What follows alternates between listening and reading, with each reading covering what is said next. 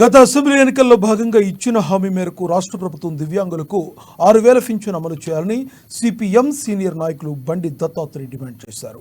ఈ మేరకు స్థానిక సుందరయ్య భవనంలో దివ్యాంగులతో సమావేశమయ్యారు. కాంగ్రెస్ ఎన్నికల మేనిఫెస్టోలో ప్రకటించిన విధంగా దివ్యాంగులకు ఇస్తామన్న 6,000 పింఛన్ను తక్షణమే అమలు చేయాలన్నారు. అధికారంలో వచ్చి 7 నెలలు గడుస్తున్నా దీనిపై ఊసెత్తకపోవడం శోచనీయమన్నారు.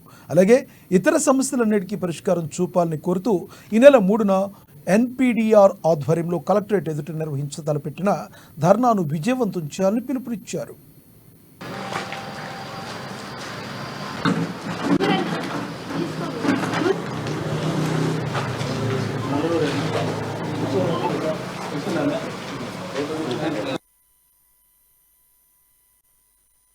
ఎన్నికల ప్రణాళికలో రాష్ట్ర ప్రభుత్వం, కాంగ్రెస్ ప్రభుత్వం వికలాంగులకు 6,000 పెన్షన్ ప్రకటించడం జరిగింది.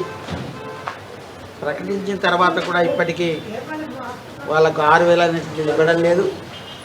ఎన్పీఆర్డీ ఆధ్వర్యంలో కలెక్టరేట్ ముందట 11:30 గంటలకు ధర్నా కార్యక్రమం ఉంది. ఎందుకంటే రాష్ట్ర ప్రభుత్వం ఏదైతే ప్రకటించిందో వికలాంగులకు స్పందించకపోవడం అనేటువంటి కరెక్ట్ కాదు.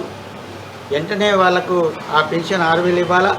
అదేవిధంగా పక్కా ఇల్లు ఏదైతే ఇందిరమ్మ ఇల్లు కూడా లబ్ధిదారులందరికీ లేనటువంటి వాళ్ళకందరూ కూడా శాంక్షన్ చేయాలని, ఇంకా అనేక సమస్యలు అనేటువంటివి ఉన్నాయి. బ్యాక్లాగ్ పోస్టుల విషయంలో కానీ, నిరుద్యోగుల విషయంలో కానీ అనేక సమస్యల మీద రేపు రాష్ట్ర వ్యాప్తంగా చేయడం అనేది జరుగుతుంది. దాంట్లో భాగంలో ఎన్పీఆర్డీ ఆధ్వర్యంలో రేపు ఆదిలాబాద్ కలెక్టరేట్ ముందట ధర్నా కార్యక్రమం ఉంది. దీనికి అధిక సంఖ్యలో పాల్గొని ఈ కార్యక్రమాన్ని జయప్రదం చేయాలా.